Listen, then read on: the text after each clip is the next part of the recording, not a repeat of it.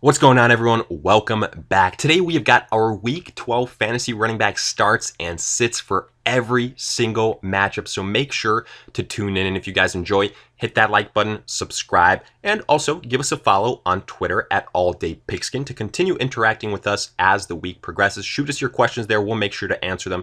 And also, check us out online at alldaypigskin.com. Sign up for our free newsletter to get access to exclusive content. All the details in the description. But for now, let's get right into it. Before getting into our breakdowns, I want to give you guys a quick word from our sponsors at Overlay Fantasy Sports, who are taking DFS to a whole nother level. And I specifically want to highlight their matchup shop function, which is an absolute blast. In fact, we've been using it since the start of the NFL season because, let's face it, betting on the same old Team A versus Team B can get a little bit stale, a little bit boring. Well, that's not even close to being the case with the matchup shop of Overlay Fantasy, as it allows you to bet on individual player matchups, and it's super simple. Just pick whichever player you think will have the higher fantasy performance. And just like a regular bet would work, check out the spreads, do your research, and then win some money. You can bet on pretty much any single sport that you want, whether it's NFL, golf, MLB, etc. All those options are there. And again, super simple. Pretty much for any single NFL game coming up, you've got a bunch of different matchups that are always updated and added to. So if it's something as simple as just putting a single submission, you can do that. But guess what? If you want to get a parlay going and double up some of those winnings, you can do that as well. So take advantage of this. All of that homework you're doing for your fantasy lineups, let's have that translate to some big time winnings for your wallet as well. So do yourself a favor and check out Overlay Fantasy's matchup shop now. Our first game on Thursday features the Houston Texans at the Detroit Lions. And when talking running backs, let's start with the Texans and a name in Duke Johnson that's probably been very frustrating these last couple of weeks.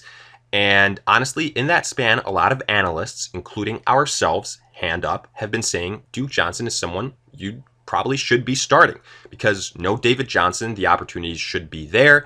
He's involved as a passer, but it hasn't translated, especially this last week. So you might be saying, why in the hell do you have him as a start here? You might even be considering benching him outright.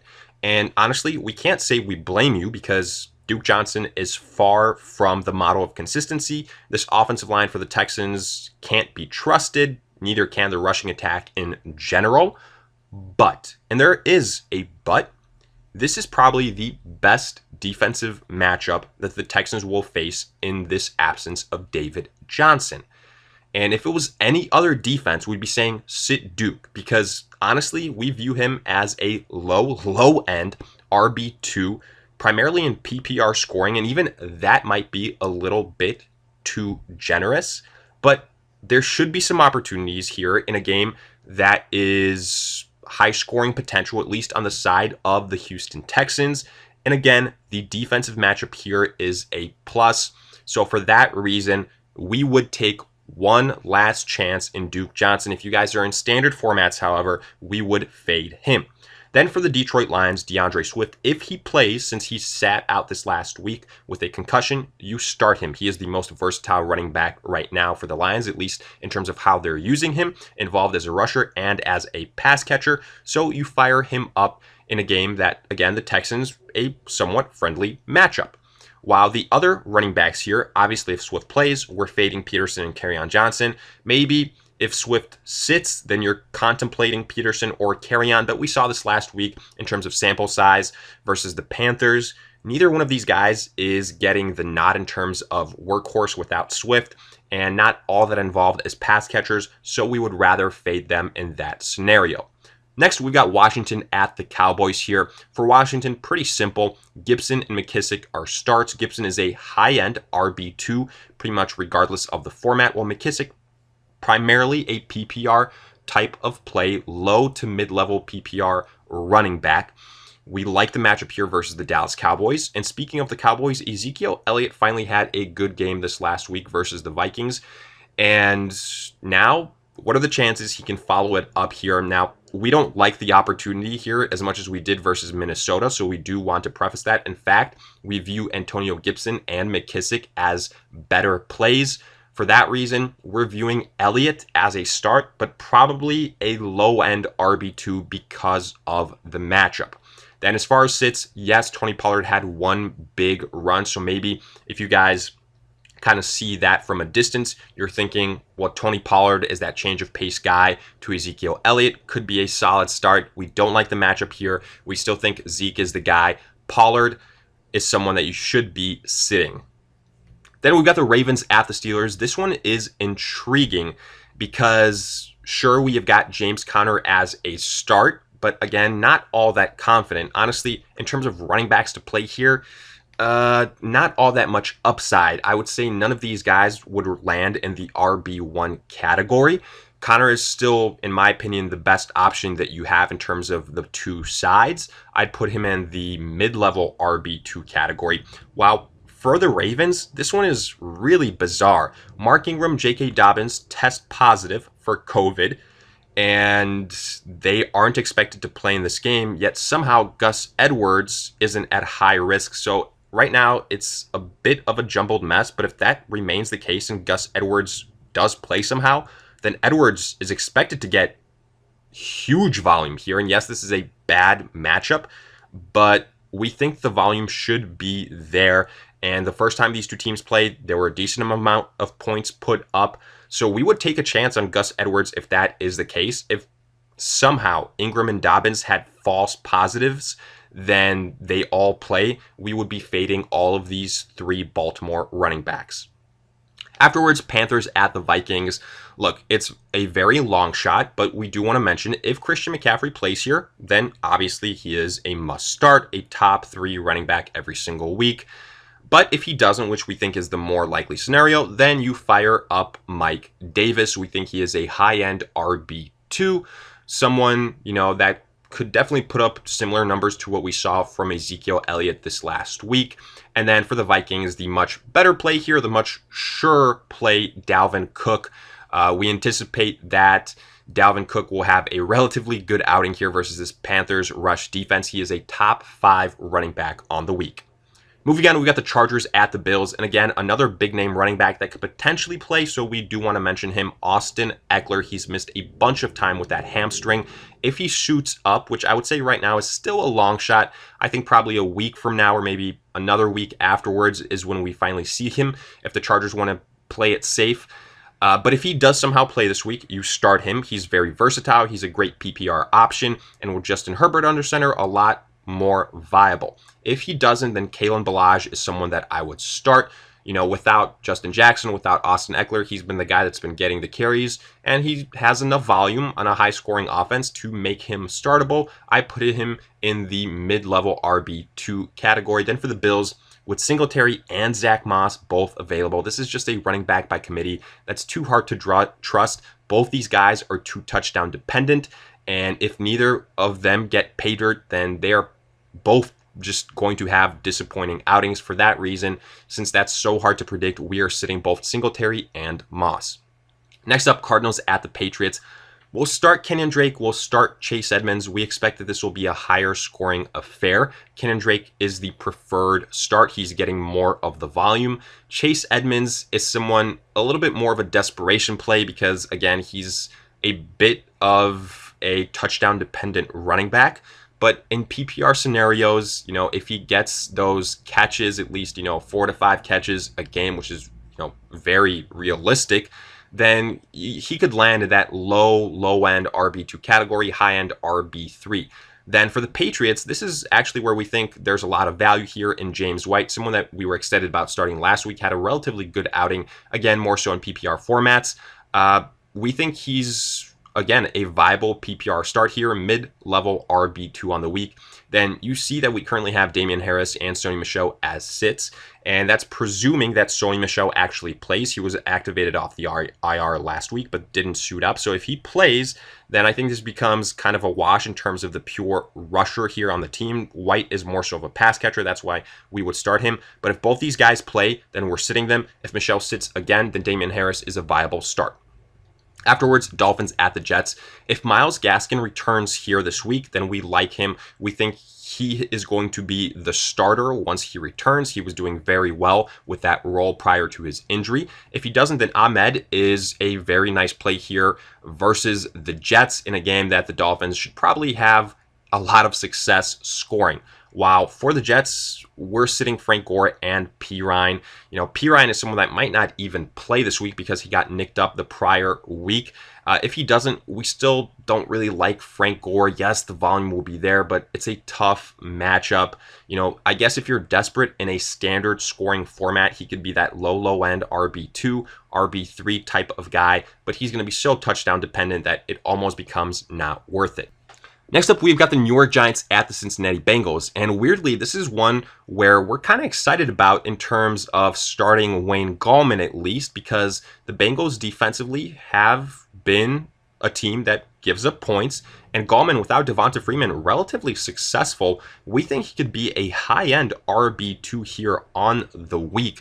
While for the Bengals, this is where it gets interesting. Giovanni Bernard, obviously someone you want to start because Joe Mixon is on IR, and he's got a very high upside because of his pass-catching abilities, especially in PPR formats. But with Joe Burrow out, that throws a huge wrench into the equation, and this offense becomes very tough to trust. Maybe it's better for Giovanni Bernard because the demotion in quarterback play, whoever the Bengals decide to go with, will have a lot of dinks and dumps to Bernard, but we'll see what happens there. However, Gallman is the preferred option. I would say Bernard is a low-end RB2, primarily in PPR scoring, until we can see what this offense looks like without Joe Burrow.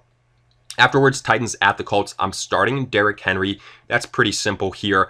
I think he's still an RB1, and in a couple of weeks his schedule gets really nice, so I can't wait for that. But in the meantime, this matchup could be worse, so I like Henry still here as a start. Then for the Colts, man, talk about a backfield that's incredibly hard to figure out. But in a game that I anticipate will be higher scoring, I'm going to start Jonathan Taylor and Nyheim Hines. Hines is your PPR guy. He had a really successful outing last time these two teams played. Yes, he did have a pair of touchdowns, but he was involved in the passing attack. So I think that we're going to see a similar type of role here. And for Jonathan Taylor, I continue to think he is the best pure rusher that the Colts have. Now, a lot of this will come down to usage, to luck, to opportunities, to game flow. But I think these are the only two running backs here that you consider playing in a positive matchup versus the Titans. And for that reason, Jordan Wilkins is the odd man out. Next up, Browns at Jaguars. Relatively simple. You start Nick Chubb, you start Kareem Hunt. Chubb is in the RB1 category, especially in standard scoring. Kareem Hunt in the low to mid-level RB2 category in PPR scoring. While for the Jaguars, James Robinson continues to do his thing. A better matchup here compared to last week versus the Steelers. So I like James Robinson as a borderline RB1. Moving on, we got the Raiders at the Falcons. I'm starting Josh Jacobs, definitely. And here, if you guys want a sleeper and a dart throw, Devontae Booker might not be a bad choice because I anticipate that the Raiders will pull away from the Falcons at one point in time. And if that's the case, you might see a lot of garbage time situations during which Devontae Booker will be the guy. And I could see him putting up some decent points to salvage his afternoon late in this game. Again, if you guys are desperate and Booker is available, I could think of worse scenarios. So in that situation, I might fire up Booker versus the Falcons. Then for Atlanta, I will go with Todd Gurley. I think this is a better matchup compared to him facing the Saints this last week, and he's still getting enough carries and enough opportunities in the red zone. So for that reason, I would start him, but he is in the RB2 category. Afterwards, Saints at the Broncos. Alvin Kamara is a start every single week. Yes, his role isn't as ideal with Taysom Hill under center as a pass catcher, but he still has that upside every single week that puts him in the RB1 category, so I'm starting him. Then afterwards, Latavius Murray. I don't think that Latavius Murray will get as much usage as he did this last week. I do anticipate the Saints to get some more opportunities to Alvin Kamara, so I would rather fade Latavius Murray. Then for the Broncos, Melvin Gordon, Phillip Lindsay. This is going to be a tougher matchup for them compared to this last week. And even though Gordon is getting more opportunities, Lindsey is still there healthy. And with that tough matchup, I'm fading both of them. Next, we got the 49ers at the Rams. And if Raheem Mostert returns, I wouldn't mind starting him. He's had a lot of success being the guy. Now, the question is, does he actually return? So that's something to monitor here. If he doesn't, then maybe Tevin Coleman could be the guy who I would insert in that case as a start. And if neither one of them plays, then Jerick McKinnon as that PPR option isn't a bad choice either. For the Rams, Darrell Henderson, he still looks like the top running back choice, even though, it's still a running back by committee type of situation. That's why you see Malcolm Brown and Cam Akers as sits. Afterwards, Chiefs at the Bucks. You'll start Clyde Edwards-Helaire, but this is a tough matchup. I expect him to come back down to earth a little bit after his performance this last week versus the Raiders, putting him in the RB2 category. Then for the Bucks, I maintain that Ronald Jones is the preferred option as that pure rusher that will get the most amount of opportunities. So I would go with him there. But again, an RB2 as far as where he lines up. And as far as our sits, Le'Veon Bell, Leonard Fournette, I just don't think either one of these guys will get enough opportunities, enough volume, and we cannot rely on the touchdown. So both are sits. Then Bears at Packers. Only running back I'm remotely interested in starting here is Aaron Jones. And, even that, this is a tough matchup versus Jones. The Bears have been good against the rush. And for that reason, I would temper my expectations with Jones here as a, probably high-end RB2. Then for the Bears, man, if Nick Foles and Trubisky are unavailable here or playing nicked up, David Montgomery is so hard to trust. He's so hard to trust to begin with on this awful offense. So I've got him as a sit, honestly. And then Jamal Williams, I've also got as a sit. Yes, he had some nice moments this last week, but this is a very tough Bears defense, like we said about Aaron Jones. So that trickles down even further to Williams. So he is a sit. And finally, we've got the Seahawks at the Eagles. And here you start Chris Carson because we finally anticipate that he will return this week. At least that's what all of the coaches in Seattle are saying. If that's the case, we like him as a high-end RB2 for Philadelphia. Miles Sanders, probably in that same category as well. And then a sit, Carlos Hyde. If Carson returns, Hyde, even though he had a nice performance this last week, he becomes an afterthought, so we would sit him.